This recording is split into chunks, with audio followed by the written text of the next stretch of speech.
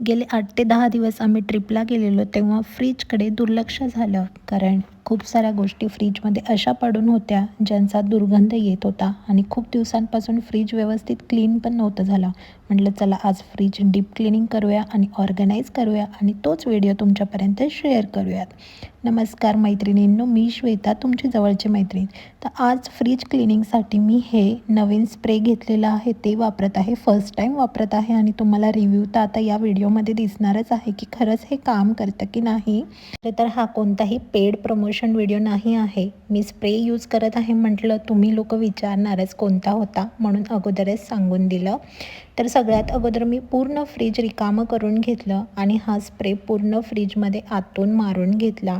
1 मिनिटभर थांबले आणि त्यानंतर वाईपने मी असं स्वच्छ फ्रीज आतून पुसून घेतलं.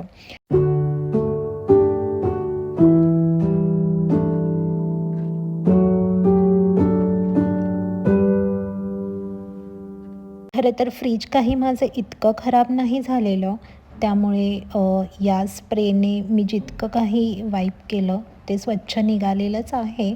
कारण वरच्यावर आम्ही जेव्हा पण भाज्या आणतो मार्केटमधून तेव्हा फ्रीज आतून पुसून घेतो. तर ट्रिपला आम्ही जेव्हा गेलो होतो तेव्हा थोडं दूध होतं फ्रीजमध्ये आणि ते असं या फळीवरती सांडलं होतं आणि त्याचे डाग इतके घट्ट झालेले होते. म्हटलं चला या स्प्रेने निघतात का बघूया. तर एकदा मी स्प्रे मारला आणि लगेचच पुसून थोडंसं त्याला स्वच्छ करण्याचा प्रयत्न केला. डाग जरा घट्ट होते तर लगेचच निघाले नाही. मग थोड्या वेळाने मी परत स्प्रे मारला. सगळ्या काचेच्या या फळ्यांवरती स्प्रे मारून घेतला आणि थोडा वेळ थांबले, म्हणजे 1 मिनिटभर थांबले आणि नंतर मग वाईप करायला घेतलं. तर मस्त स्वच्छ निघालं हे. तुम्ही बघू शकता की सगळे डाग निघालेले आहेत प्रत्येक काचेचे. आणि ती जी घट्ट डागवाली काच आहे तिचं दाखवतेच मी तुम्हाला पुढे. तर तिचंही बऱ्यापैकी निघालं, पण एक डाग असा होता तो मला जरासा नखाने खरडून काढावा लागला, पण लगेचच निघाला तो पण. आणि मी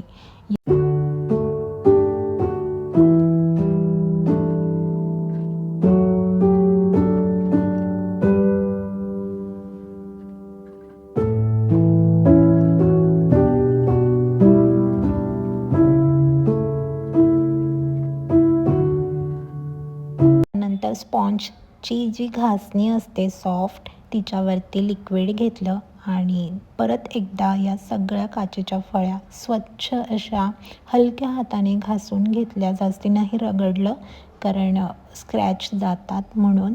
आणि मग त्या खूपच छान स्वच्छ निघाल्या. तुम्ही बघू शकता की आता मस्त चमकत आहेत त्या आणि अगदी नवीन झाल्यासारख्या दिसत आहेत. त्यांना स्वच्छ धुवून झाल्यावरती गॅलरीमध्ये मी त्यांना सुकायला ठेवलं उभं करून. जोपर्यंत त्या सुकत आहेत तोपर्यंत म्हटलं इथे स्प्रे मारून घेतला होता तर पुसून घ्यावं स्वच्छ. आणि खूप व्यवस्थित एकाच वाईपमध्ये स्वच्छ निघत होतं. जास्ती काही फ्रीज खराब नाही आहे, मी म्हणाले होते अगोदर. आणि आता इतके सगळे माझे जे मॅग्नेट्स आहेत ते काढून घेते आणि वरतून पण फ्रीज पुसून घेते त्याच स्प्रेने. त्या काही दिवसांपूर्वी स्टिकर लावलं होतं फ्रीजला, असंच किचनचे जे कोट्स असतात ते, आणि त्याचं ते डबल स्टिक पट्टी असल्यामुळे ती निघाली नाही. आणि आता मी काही तिला जास्ती काढण्याचा प्रयत्न पण नाही केला, स्क्रॅच जाईल म्हणून. तर मॅग्नेटच्या खाली ते लपून जातं. पण शक्यतो तुम्ही पण कोटवाले जे डबल साईड टेपचे असतात ते चिटकवू नका, असे राहून जातात, कारण ते कालांतराने खूप घट्ट होऊन जातात.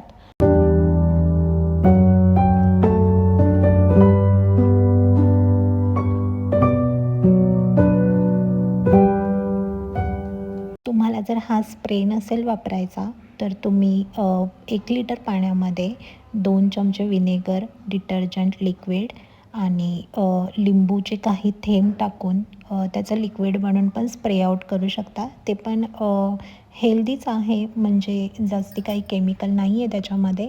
पण त्यातल्या त्यात हा स्प्रे मला जरा माइल्ड म्हणजे स्मेलवाला वाटला आणि सेफ आहे हा यूज करण्यासाठी किचनमध्ये, म्हणून मी विकत घेतलेला. आणि खरंच बऱ्याच गोष्टी फ्रीजमध्ये अशा पडलेल्या असतात ज्याच्यामुळे दुर्गंधी येऊन जाते. तर या स्प्रेने बऱ्यापैकी छान त्याला सुगंध येत आहे आणि माइल्ड आहे, खूप स्ट्रॉंग नाही. खूप जास्ती केमिकल मला काही त्याच्यामध्ये आढळून नाही आलं, त्यामुळे मी हा रिकमेंड करते. पाईपने पुसून झाल्यानंतर हा जो मायक्रोफायबर असलेला कपडा आहे त्याने मी परत एकदा फ्रीज स्वच्छ पुसून घेतला आहे, कारण फ्रीज कोरडं होणं गरजेचं आहे.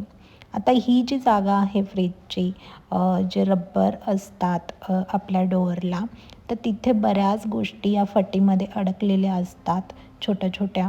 त्याच्यामुळे पण फ्रीज चा डोअर खराब होण्याची शक्यता असते, दुर्गंधी येते आणि ती जी पट्टी असते रबरची ती काळी होते. तर ती पण स्वच्छ पुसून घ्यायची आहे. आता फ्रीज बऱ्यापैकी माझं व्यवस्थित क्लीन झाले, तर मी या ज्या मिलेट्सच्या बरण्या आहेत काचेच्या, या फ्रीझरमध्ये ठेवते. आता फ्रीझरमध्ये का ठेवते, तर बऱ्याचदा ना मिलेट्स खूप असे रेग्युलरली यूज नाही होत माझ्या घरी. मी शौर्यासाठी वापरते, पण जेव्हा मागवले तेव्हा बल्कमध्ये मागवलेले, तर फ्रीजमध्ये बऱ्यापैकी ते राहतात स्टोअर. आणि काचेच्या बरण्या होत्या माझ्याकडे, तर मी ठेवलेलं आहे त्याच्यामध्ये. फ्रीजरमध्ये शक्यतो मी जे हिरवे मटार असतात किंवा मग ड्रायफ्रूट्स जे एक्स्ट्राचे असतात आणि सुके खोबरे पण ठेवते मी त्याच्यामध्ये. आता तुम्ही म्हणाल का, ते पुढे सांगतेच मी तुम्हाला.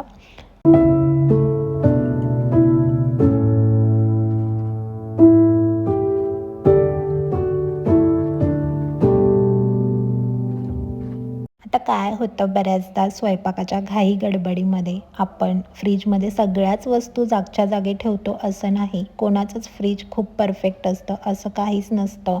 आपण घाई गडबडीमध्ये इथली वस्तू तिथे, तिथली वस्तू इथे, परत काही उघडं टाकून देतो. तर त्याच्यामुळे खूप साऱ्या गोष्टी या ज्या काचेच्या फळ्या आहेत यांच्यावरती पडतात आणि तेव्हाच मग दुर्गंधी स्टार्ट होते. म्हणून मग हे फ्रीज लायनर खूप छान काम करतात. मी सुद्धा मागवून घेतलेले आहेत. फ्रीजच्या ज्या फळ्या आहेत त्याच्या साईजनुसार मी त्यांना कट करून घेत आहे. हा छान रोल मिळतो बाजारामध्ये, मी त्याची लिंक देणारच आहे डिस्क्रिप्शनमध्ये. ही जी उरलेली एक्स्ट्राची पट्टी आहे, ही फ्रीजच्या डोअरला जे कंपार्टमेंट असतात त्याच्यामध्ये मी ही लावणार आहे. म्हणजे तिथेही काही सांडलं तर तिथे पण छान हे लायनर काम करणार आहे. काय होतं, काही सांडलं की पटकन हे काढून आपल्याला झटकायला, स्वच्छ करायला इझी जातं. म्हणून म्हटलं की थोडे पैसे जातात, वन टाईम इन्व्हेस्टमेंट, आणि वॉशेबल असतात आणि लाँग टाईम राहतात सुद्धा असेच्या असेच. त्यामुळे हे तुम्ही ट्राय करू शकता. लावताना मी व्हिडिओ आता पुढे दाखवणारच आहे. हे व्यवस्थित कट करायला थोडं मला जड जात होतं, कारण हे खूप जाड आहे मी जे मागवलेलं आहे ते, म्हणून मला कट करायला इथे वेळ लागत होता. पण छान साईजनुसार मी कट करून घेतले. माझ्या या काचेच्या फळ्या सुकलेल्या होत्या छान कडक उन्हामध्ये, आणि त्या स्वच्छ परत एकदा पुसून घेतल्या मायक्रोफायबरच्या कपड्याने, आणि त्यांना जागच्या जागी व्यवस्थित फ्रीजमध्ये लावून दिलं. आणि जे मी कट केलेले लायनर्स आहेत ते सुद्धा त्याच्यावरती व्यवस्थित लावले, आणि ते कट टू कट कट केल्यामुळे व्यवस्थित बसले सुद्धा. माझ्या व्हिडिओमध्ये तुम्ही देवपूजा बघतातच, तेव्हा मला भरपूर फुलं लागतात आणि ही सगळी फुलं मी मार्केटमधून एकदाच 15 ते 20 दिवसामधून आणत असते. या ज्या देवाच्या वेण्या आहेत त्या मी अशा एअरटाईट कंटेनरमध्ये टिश्यू पेपर टाकून ठेवते, आणि त्यांना जर पाणी लागलं नाही तर ते अशा महिनाभरसुद्धा छान ताज्या राहतात. म्हणून तुम्ही पण ट्राय करून बघा. मी ही आयडिया वापरते. गजरे, देवाची फुलं, वेण्या सगळं छान राहतं. आता हा जो वरचा कप्पा आहे त्याच्यामध्ये सगळं मी डेअरी प्रोडक्ट्स, शौर्याचे जे काही पीनट बटर आणि स्प्रेड्स आहेत ते ठेवते, म्हणजे त्याला दिसू नये म्हणून. आणि आता इथे मी तुम्हाला दाखवते की माझ्या भाज्या मी कशा व्यवस्थित ऑर्गनाईज करते. आता नेहमीच मी असं करते असं नाही, पण शक्यतो असं करण्याचा प्रयत्न करते. कोरोनापासून ही थोडी सवय अंगाला लागलेली आहे की प्रत्येक भाजी ही मिठाच्या पाण्यातून काढायची, कारण जे काही त्याच्यामध्ये बॅक्टेरिया आहेत आणि जी काही माती आहे ती मिठाच्या पाण्यामध्ये सहजपणे निघून जाते. फ्लॉवर मी इथे असा तोडून घेत आहे, कारण फ्लॉवरमध्ये शक्यतो अशा ब्लूइश ग्रीन कलरच्या आळ्या असतात, आणि त्या आत्ताच काढून घेतल्या तर बरं राहतात, कारण नंतर मग दुसऱ्या भाज्यांमध्येही त्या चढतात, कारण आतल्या आत त्या सगळ्या भाज्या एकत्रच असतात ना. तर फ्लॉवर इथे मी स्वच्छ धुवून घेतलेला आहे. फ्लॉवर आमच्याकडे नेहमीच असतो, कारण डब्याला मी शक्यतो फ्लॉवरची भाजी देतेच, कारण ती झटपट होऊन जाते, म्हणून असे तुकडे केलेले बरे पडतात. शिमला मिरची, गाजर अशा ज्या फळभाज्या आहेत रंगीबेरंगी, त्या मी घरामध्ये ठेवते, कारण शौर्याला मी त्या भरपूर खाऊ घालते. त्याच्या वेगळ्या वेगळ्या स्नॅक आयटममध्ये, जसं की शेवया, उपमा, परत सोयाबीनमध्ये किंवा एखादं सॅलॅड केलं तर त्याच्यामध्ये अशा रंगीबेरंगी भाज्या दिल्या की तो पण आवडीने खातो आणि त्याच्या पोटामध्ये भरपूर भाज्या जातात. मिरच्या भरपूर लागतात आम्हाला, कारण आम्ही तिखट जेवण खूप जेवतो. शौर्य नाही खात, पण त्याचे पप्पा आणि मी खातो. आता या ज्या पालेभाज्या आहेत, कोथिंबीर आहे, खूप माती होती तिला, मग तिलाही मिठाच्या पाण्यातून काढलं आणि सुकायला ठेवलं. आता शक्यतो असं मी करत नाही पालेभाज्यांसोबत, पण आज वेळ होता आणि थोडंसं कडक ऊन होतं, तर म्हटलं चला करून घेऊ. आता मेथीची ही आयडिया सांगते तुम्हाला. रात्रीच आणलेली मेथी आणि मला वेळ नव्हता निवडण्यासाठी, तर तिला मी असं डब्यामध्ये पाण्यामध्येच उभं करून ठेवलेलं, म्हणून ती तशीच्या तशी ताजी आहे. गावठी मेथी आहे, गावरान, आणि अशी मेथी खाण्यासाठी खूप चवदार असते. तर तुम्ही पण ही मेथी खाता का मला नक्की सांगा. आता चला, माझ्या भाज्या बऱ्यापैकी सुकलेल्या आहेत. मी आता भाज्यांच्या ट्रेमध्ये लावून घेते. आता हे स्मॉल कंटेनर मी वापरत आहे, स्वस्तात मिळतात आणि त्याच्यामध्ये काय होतं की प्रत्येक भाजी आपल्याला वेगळी वेगळी ऑर्गनाईज करता येते, त्या एकत्रित नाही होत. बऱ्याचदा भाज्या एकमेकांवरती पडल्यामुळे एकमेकांचं आपलं आपलं जे वजन असतं त्याच्यामुळे त्या दबल्या जातात आणि मग खराब होतात. एखादी भाजी त्यात खराब झालीच, जसं की टोमॅटो जर खराब झाला तर मग तो सगळ्या टोमॅटोला खराब करतो. आता चला, माझ्या पालेभाज्या सुकलेल्या आहेत, त्यांनाही टाईट एअर कंटेनरमध्ये टिश्यू पेपर टाकून मी असं ठेवते, म्हणजे त्याही 8 दिवस छान राहतात. पण शक्यतो मी पालेभाज्या लवकरात लवकर वापरते. आता हा जो डब्बा आहे 6 कंपार्टमेंटचा, हा इतका उपयोगी आहे, मी सांगेल प्रत्येकाच्या घरी असावाच.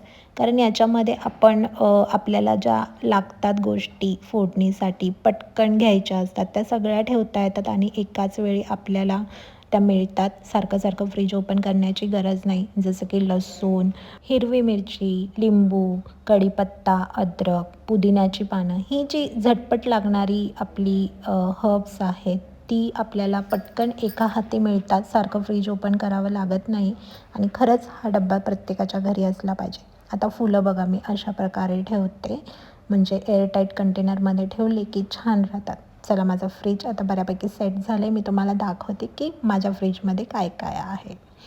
तर वरच्या कप्प्यामध्ये जसं की मी दाखवलं फ्रीझरमध्ये, ही एक्स्ट्राची जी पिठं आहेत, आपण ओपन करतो पॅकेट्स आणि दरवेळेला आपल्याला प्रत्येकाला बर्नीमध्ये भरता नाही येत. किती छोट्या छोट्या बरण्या करणार आणि त्यांना आपल्याला सील पण करायला नाही जमत, म्हणून मग मी त्यांना असं ठेवलं आहे डब्यामध्ये, म्हणजे त्यांची लाईफ पण चांगली राहते. आणि हो, एक महत्त्वाची गोष्ट, कोणतीही गोष्ट फ्रीजमध्ये ओपन ठेवू नका, ती आपल्या शरीरासाठी हानिकारक आहे.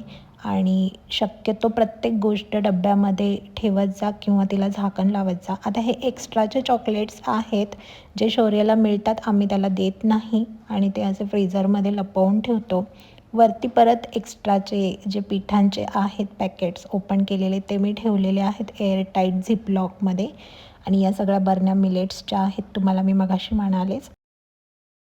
आता या ज्या काचेच्या बरण्या आहेत ना, माझ्याकडे भरपूर आहेत, त्याच्यामुळे मी त्यांना असं ऑर्गनाईज केलं आणि छान दिसतं.